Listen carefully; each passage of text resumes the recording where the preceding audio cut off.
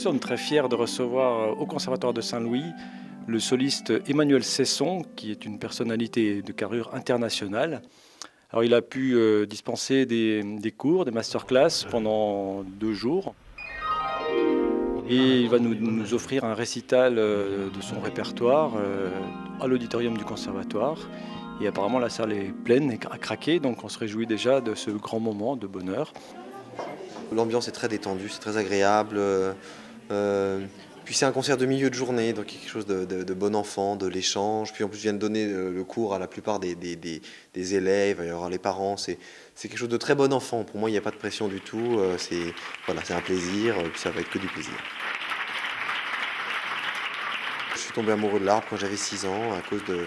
J'ai écouté une pièce de Mozart, le concerto pour flûte et harpe, et c'est une pièce qui m'a transporté, et je pense que c'est surtout dans la harpe, c'est la fascination de la sonorité en fait. C'est cette sonorité qui est très pleine, qui est très ample, et qui est unique, et qui en même temps peut varier énormément. On a une possibilité de jeu énorme, donc voilà, je pense que j'ai été très séduit par ce son, par ce côté très enrobant du son de la harpe. J'ai toujours aimé ça depuis que j'ai 6 ans. Je l'ai vu une fois quelqu'un en jouer et depuis c'était le coup de cœur. C'est surtout le son et l'atmosphère qu'on peut créer avec les notes. C'est vraiment formidable. On ne peut pas retrouver ça avec un autre instrument. C'est un instrument magnifique, il est compliqué, il se suffit en lui-même. Et les sons, c'est une merveille. Je crois que c'est le plus bel instrument qu'il puisse y avoir. Mais il faut savoir y jouer, c'est ça.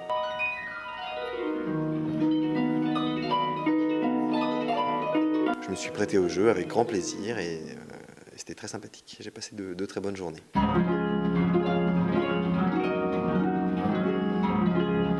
Ça fait partie des missions du conservatoire que d'organiser des rencontres avec des personnalités du monde musical.